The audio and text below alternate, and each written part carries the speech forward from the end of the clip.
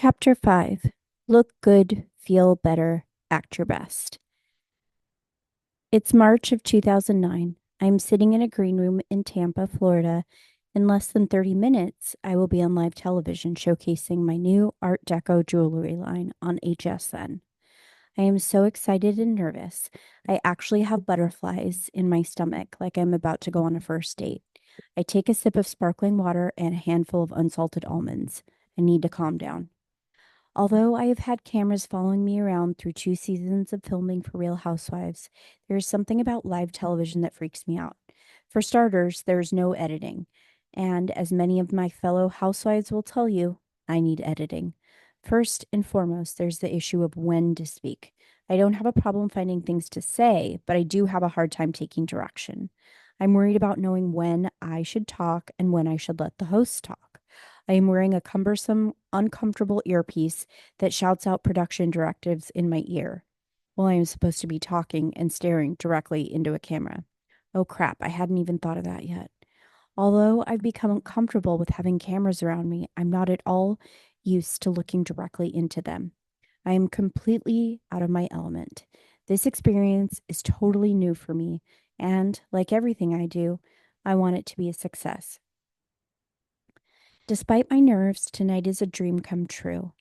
Having my own jewelry line sold on HSN is something I have always wanted to do. I wish my mother was still alive to share it with me. She would have been so proud. She is the reason I have always believed in myself and had the confidence to take risks in business. It's 10 p.m. I am perched at a high formica countertop. I feel like I am sitting at a bar, except there are no cocktails, no glass of Pinot Grigio. Instead, there are cameras and lights all around me. On the table in front of me is a tall white jewelry stand and a small gift box that contains a pair of earrings that I intend to present as a gift to the host during the program. Sitting next to me is Colleen, my host for the evening. I am so glad that HSN gave me Colleen for my first show.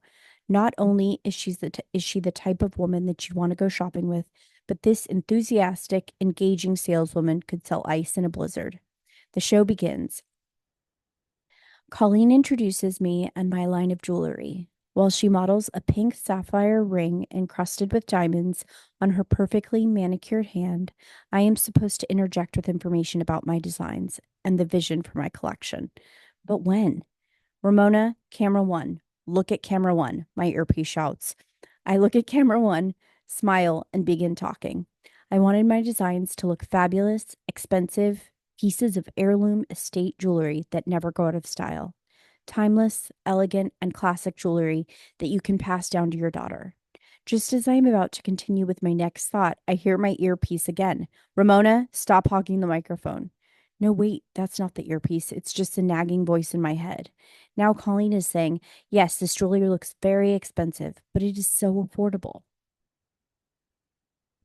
For only $300 or 5 payments of $60, you get this gorgeous ring that looks like it costs $30,000.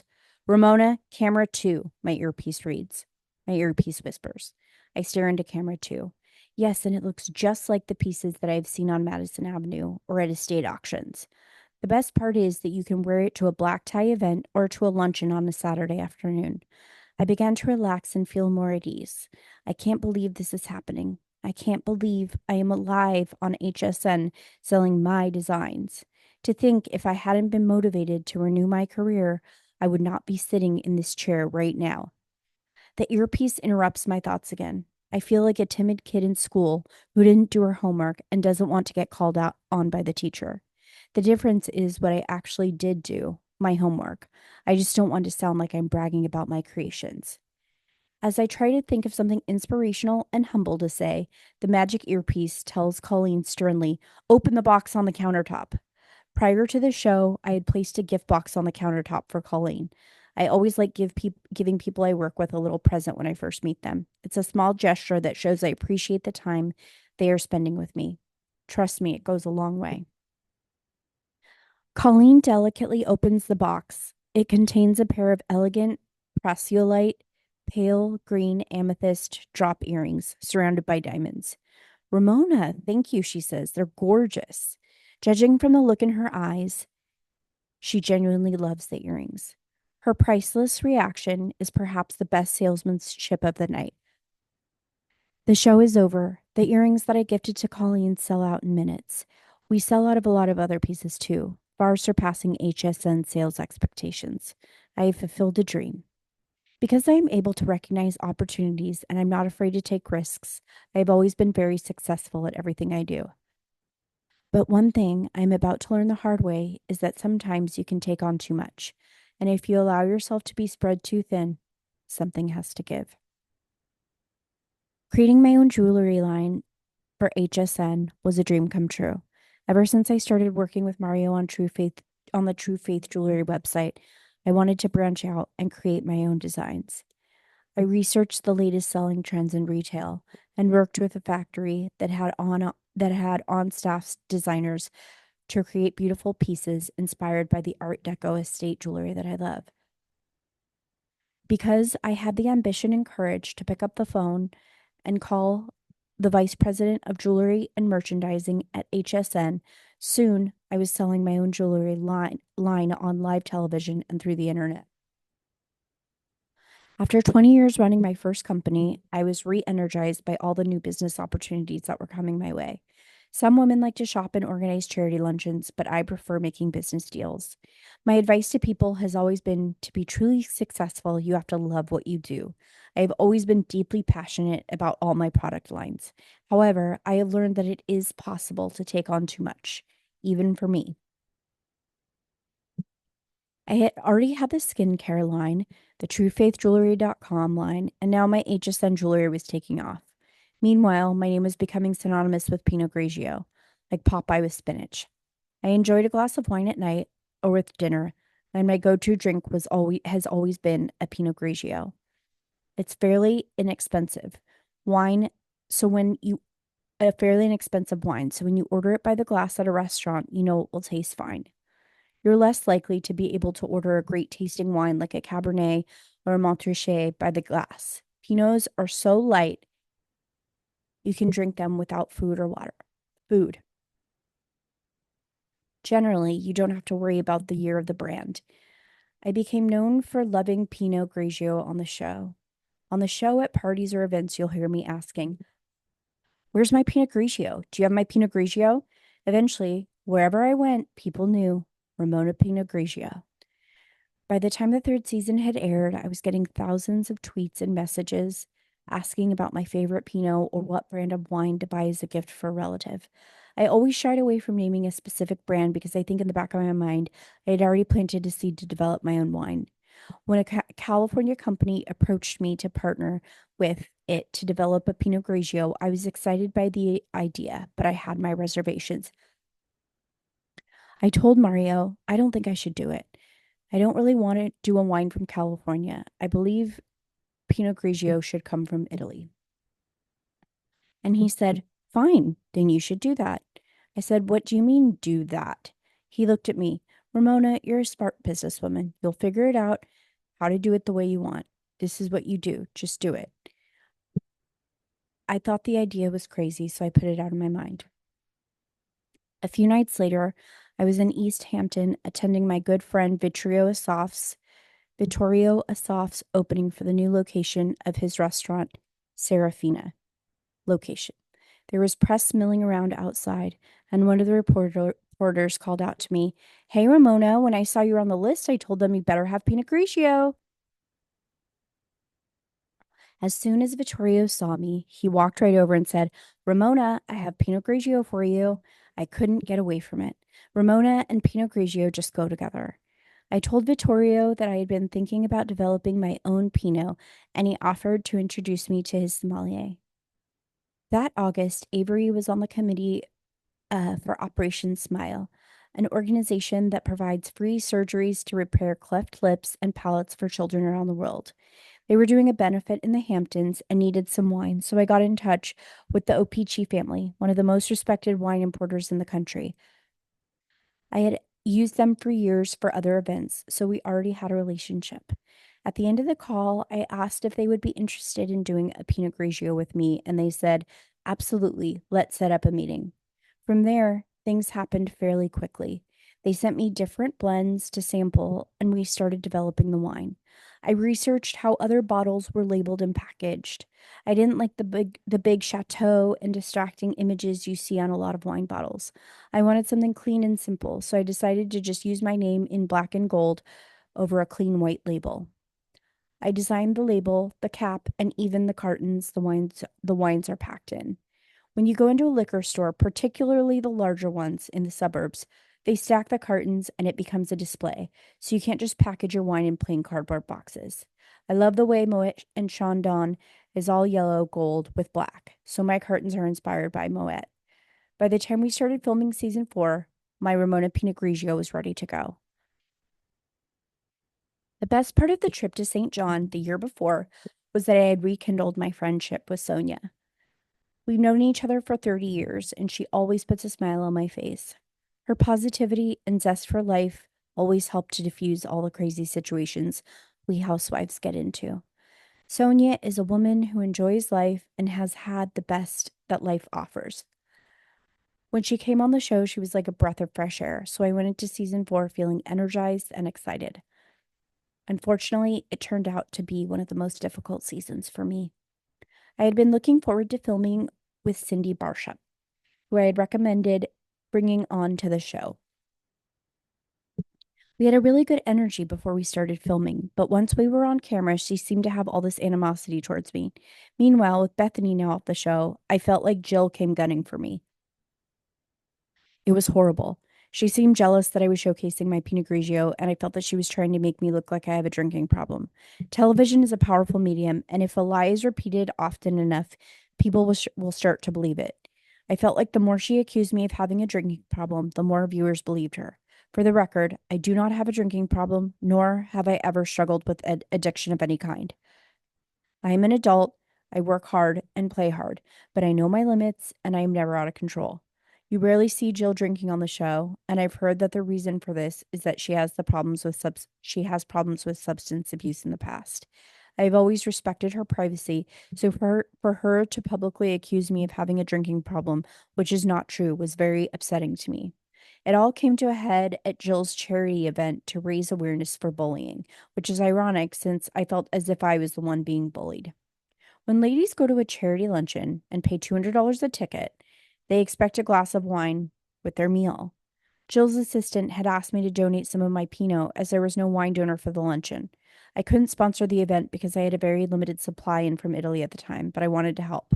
I carried a heavy 12-bottle case of wine in heels over to the event through the pouring rain, but somehow my gesture was completely misinterpreted.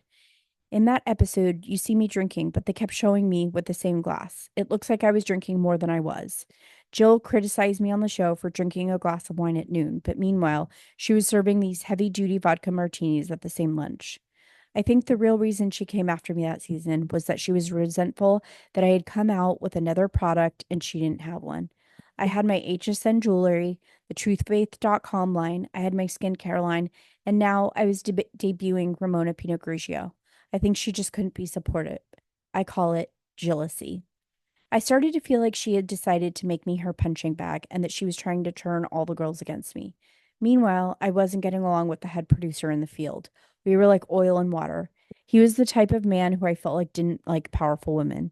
I have a strong voice and I refuse to apologize for it. He and I would butt heads all the time. I felt that he didn't like the connection between Sonia and I and wanted to pit us against one another. I reached my breaking point during the trip to Morocco. I felt that the psychic who claimed Mario was cheating on me was a setup. I can't begin to speculate who it was, but I don't believe she was a real psychic. Mario and I had just renewed our vows the year before, and at that point, our relationship was totally on track. Then, when Jill and I had our big fight, I just fell apart. I actually remember saying to the producer, "You broke me. Are you happy? You broke me." I have always had a very strong spirit, but after the strain of the season, I felt broken. I was miserable to the point where I almost told them I wasn't going to do the show the following season. I couldn't I couldn't be myself around him. They were supposed to get a new producer for season 5, but they didn't, so I asked not to have him around when I was filming because he gave me negative energy.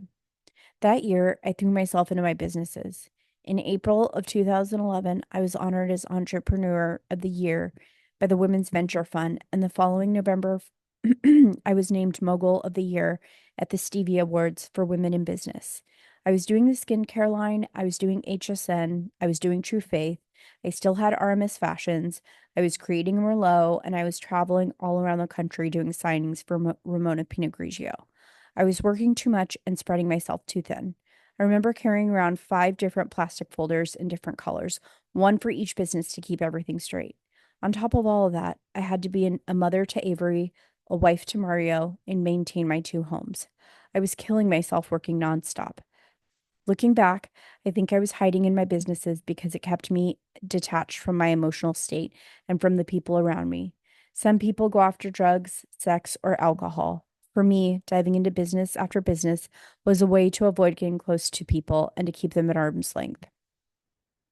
I was beginning to see that my business ambitions were impacting how I dealt with my personal relationships. When you take on too much, something has to give. My True Renewal skincare line was a fabulous product. It will literally change your skin in 4 weeks.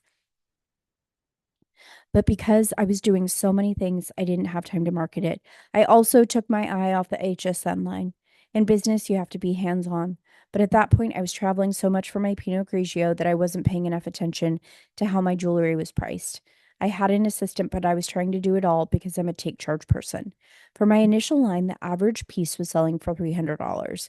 But by the end, out of 15 pieces, 10 were priced at 1,000 plus. When we were developing the line, I kept asking about the prices, but I remember the buyer would tell me not to worry about it. So I just looked at the sketches they had produced from photos of pieces.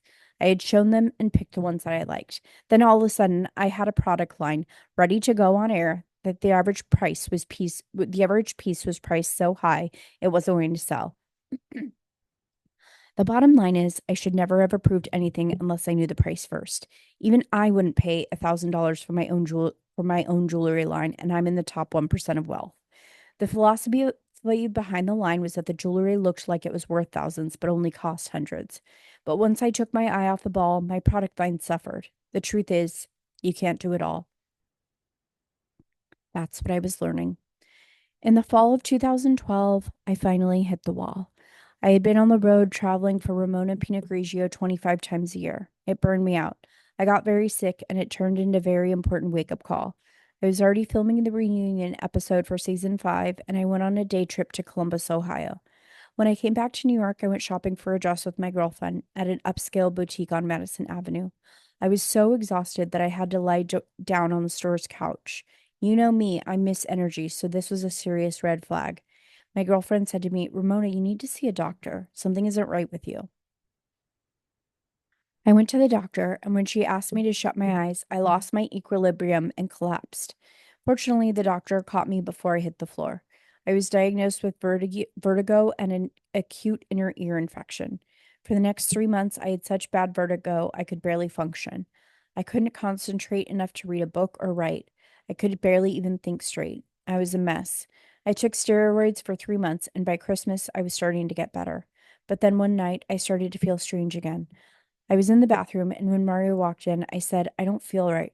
I shut my eyes to see if I would fall, just as I did at the doctor's office. I should have held on to something because I collapsed and banged my head hard on the marble floor, just barely missing the bathtub. That brought it all back again. That's when I finally realized that I needed to take a step back, calm down, and regroup. Eventually, I did get better, but I'm still sensitive to loud noises, and once in a blue moon, I still get slight vertigo. After I got sick, I realized the way I had been living was absurd. Every week, I was on a plane going somewhere to do a signing. My health was seriously at risk, and my husband was beginning to feel neglected. I decided not to travel for the Pinot Grigio anymore. I spent more time with Mario and focused on helping Avery prepare to go to college. At that time, she had been accepted early decision to Emory University in Atlanta and Michigan State University. Getting a child in New York City into a college costs a small fortune. Between ACTs and SATs, you can spend as much time on tutors as you do for private school. It's insane. Helping her get through the application process and decide where she wanted to go was very stressful. I did one more HSN show after I got sick, but that was it. I can always go back to it at some point in the future, but I realized that I'd already accomplished so much. What more did I need to prove? Yes, I love working. I truly am an entrepreneur at heart, I'd rather make money than go to a girl's lunch. I get more pleasure out of making a business deal than I do from buying a new piece of jewelry. But I had reached a point where it had turned into escapism. Some people hide in drugs, alcohol, or sex. I was escaping in my work. I became irritable and impatient because I was on overload. I'd wake up in the middle of the night and start answering emails or jotting down ideas. I was running 5 businesses and 2 homes, planning vacations, being social, working with Avery to get her into a top college, entertaining, going out, having parties, and planning Christmases and Easters, all while filming a reality television show for 6 straight seasons. I've been working since I was 14 years old. I needed a break. So I decided to concentrate on my family and on my health. I started working out more. I took cooking lessons and was eating healthier. I still love business, but now I only take on projects where I'm part of a team, so every decision doesn't fall solely on my shoulders. I still love doing the Ramona Pinot and Ramona Merlot, but I don't do all the traveling for it. In December of 2014, I partnered with my friend, restaurateur Peter Guimares, to open AOA Bar and Grill, a 6,000 square foot, 190-seat restaurant in Tribeca. Peter approached me and said, I think AOA would be a great match for you. I decided to get involved because I felt like it would be a fun change of pace from everything I had been doing and a great way to display my wines. AOA is a lively sports bar that is conducive to meeting people and talking. It's a fun, relaxed place where you can hang out with friends, meet people, and network. I personally feel when you go to a restaurant, it's more fun in the bar area. Who wants to sit at a table alone in the corner? I've also been focusing on helping my daughter become a businesswoman in her own right. Since she was a little girl, I have involved her in many ways, and she has learned firsthand by watching me from start to finish in all my ventures. When Avery was applying to colleges, the president of Nickelodeon Networks, Seema Zargami, came to speak at her high school and said, to be successful in business, you need to love what you do. She came home so excited, squealing, Mom, that's what you always tell me. Avery has grown into a sharp, ambitious young woman and has been approached by different companies who want her to be the face of their product. My job is to help guide her and ensure that no matter what business she decides to become involved with, her health and happiness come first. Healthy on the inside, beautiful on the outside. It is summer 2009. I walk into Oscar Blondie's salon. The stations are set up in a long row, and the entire salon is bathed in natural light and subdued earth tones. I look at myself in the mirror. Although I generally look and feel exhausted when I go to the salon, today I am in a playful and daring mood. In the back of my mind, I have a purpose. I want to do something different. I walk past the exposed brick walls and sit in Oscar's swivel chair. I first met Oscar Blondie in 2007. Harper's Bazaar was doing a spread on the Real Housewives of New York City, and Oscar was the lead hairstylist. I was impressed by how he was able to handle us boisterous and demanding ladies on that long shoot. He has been cutting, coloring, and styling my hair ever since. I figured if he can take on all the housewives together, he can certainly handle me on my own. I take a sip of Pellegrino and start talking. I feel like doing something different today. I want a new look. What do you suggest? He looks stunned. Really? What's going on? He runs his fingers through my long blonde hair. I know how much you love your long locks. I just feel like it's time for a new look. I'm going through a process of renewal in different aspects of my life. I'm renewing my relationship with my husband, my daughter, and my girlfriends. Why not renew my appearance too? I want to make sure my inner self matches my outer appearance. He smiles devilishly. Well, how short are you willing to go? I laugh. His question reminds me of being on an awkward high school date where the guy asks if you're willing to go to third base. I look around the salon and spot a stunning picture of the vivacious and lovable Kelly Ripa on the cover of a magazine. I turn to look at myself in the mirror and place one hand on the top of each shoulder. Right to here, I say. Ramona, are you sure? He asks. I nod my head. He continues, okay, we won't make it too drastic. I will keep the front of your hair the same, long layers in the bang, and just cut the layer in the back. I promise. I will make it short, sexy, and sassy. Cut away, I insist. When the steel scissors hit my long locks, I start to freak out. I have had long hair since I was 16 years old. I wonder if I have just made a huge mistake, but I shouldn't have been so bold. I try to calm down. I close my eyes and put my complete faith in Oscar. I trust him. I tell myself that I can handle this. After all, it's just hair. It'll grow back eventually. All finished, Oscar says happily. I stare into the illuminated mirror, my eyes open wide. I barely recognize the woman looking back at me. I feel like a new person inside and out. The woman getting her hair done a few stations over says, "Wow, I love your hair. You look so much younger. You look fabulous." "I'll take it," I say. Who doesn't want to look younger? I run my hands through my soft, short, sassy hair. I actually feel lighter. I feel free. As I open the door and walk into Madison Avenue, I want to scream, "Hey, everybody, look at me. This is the new Ramona." The physical act of cutting my long hair was a symbolic moment in my life. After my father passed away, I let go of a lifetime of negative energy and suppressed depression. And cutting off all those inches, I was actually severing ties to a past that had weighed me down for most of my life. My new look was an outward, physical sign that I was beginning a new chapter in my life and taking control of my destiny. I was setting myself free and opening myself up to new experiences. I was saying to myself and to the world, I am a new woman.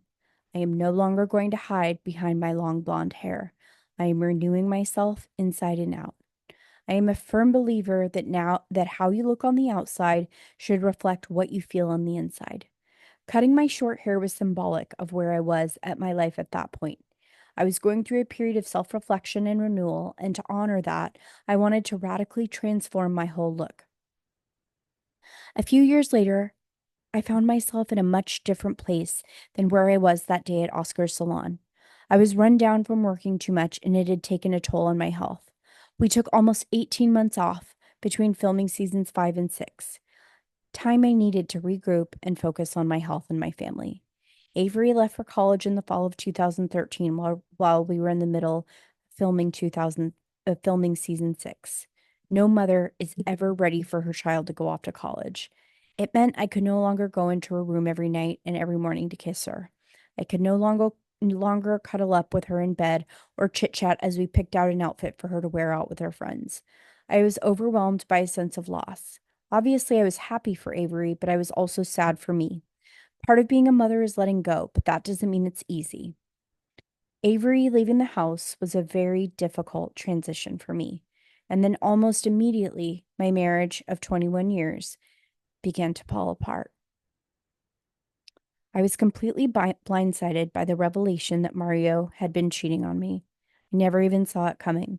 It would have been so easy to give in to depression and let my body fall apart, but I decided not to allow that to happen. I started to work with a personal trainer and eating healthier. I actually look better than I did 10 years ago. I always strive to be in the best physical shape that I can be for my age. Some women treat themselves to expensive shoes or purses. I prefer to spend my money on ways to stop the aging clock as soon as possible. When we use makeup artists for the show, they are always amazed at the quality and youthfulness of my skin. Using anti aging skincare products on a regular basis helps with wrinkles, pore size, elasticity, hydration, and age spots. Botox injections are an instant temporary fix for wrinkles that typically last 3 to 4 months. Anti aging skincare revitalizes the skin and improves its texture, something that Botox does not do. It also minimizes wrinkles. I've tried Botox, but I believe a good skincare regimen is much more effective over time. That was a big reason why I was inspired to develop my own skincare line. I feel plastic surgery should be put off as long as possible. If you take care of your body by working out regularly and eating right, you will look naturally younger for longer.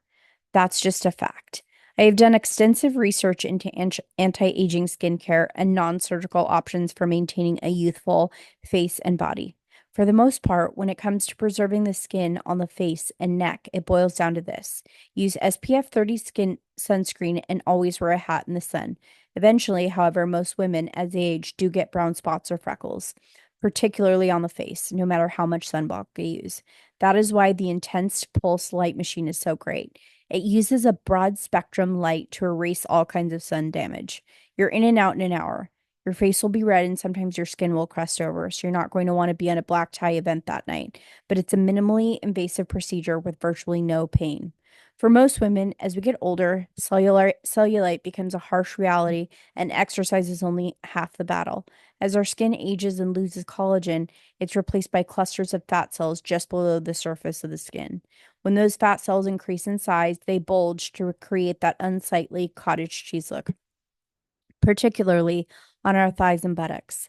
A lot of women are quick to go under the knife, but there are so many good alternatives to plastic surgery. My good friend Dr. Sharon Giese offers a treatment in her office called Vaser Shape, which eliminates unwanted fat cells, reduces the appearance of cellulite through the use of ultrasound and massage therapy. Studies on these treatments have shown deep tissue massage can break down fibrous bands of fat, adding circulation and resulting in improvement on how the skin appears. I have tried this non-surgical, painless procedure and had excellent results. I've never had surgery on my face, but I recently did have my breasts done. While filming season 7, the girls kept asking me if I had them done, but I just kept telling them, oh no, I've been doing push ups, and because I lost weight, it made my breasts look a little bigger. At that point, I hadn't decided if I wanted to tell anyone, but I've always been honest about the work I've done, and I don't believe it's anything to be ashamed of if I feel good about my body. I've worked hard to maintain a youthful look, and I'm proud I was able to put off surgery as long as I have. In fact, a year before I actually had my breasts done, I went to see Dr. Giese, and she didn't even want to do them. She said, "You have great breasts. They're better than most women half your age." I've always felt great about my body, but for the last couple years, I felt like my breasts weren't as perky as they used to be. Now that I'm older, they had lost some of the fullness on top. Women go crazy and get huge implants, but I didn't want to be bigger. I just wanted to enhance what I already had. I was always a 34C and I'm still a 34C. When I went in for my consultation, I put on my Victoria's Secret push-up bra that has a little padding, and I said to Dr. Giese, "This is how I want my breasts to look with a non-padded bra. I don't want to have to buy a whole new wardrobe. I want to be able to fit in my clothes. You better not make me look any bigger than what I look like right now with this bra on." I wear a size 2 and I didn't want to have to alter all my clothes. I didn't want to be top heavy. I just wanted to be more enhanced. I always had perky boobs. Now when I take my bra off, I look just as good as I do with it on. Dr. Giese has a machine in her office that creates before and after images, so I was able to be very specific about what I wanted, as well as I was able to see the end result of what they would look like. There are several different kinds of implants. Some are contoured to mimic the natural shape of the breast, and some are textured to encourage scar tissue to form and present repositioning. I chose saline implants because I felt they were more natural, but that's just my preference. The surgeons can go in through the armpit or even the nipple, but I didn't want to do that because it requires a longer recovery period. Dr. Giese put my implants in from underneath the breast. The incision is in the fold. It was a fairly quick procedure, and I went home that day. The next day, I was a little swollen, and I had to wear a bra that didn't have any wire, but basically, I felt fine. I took some Motrin and was actually able to go out to lunch with a friend. I could go on and on about alternatives to plastic surgery and the importance of keeping your body and skin healthy. But the truth is that getting my breasts done was the right choice for me when the time came. The most important thing is that you feel as healthy on the inside as you look on the outside.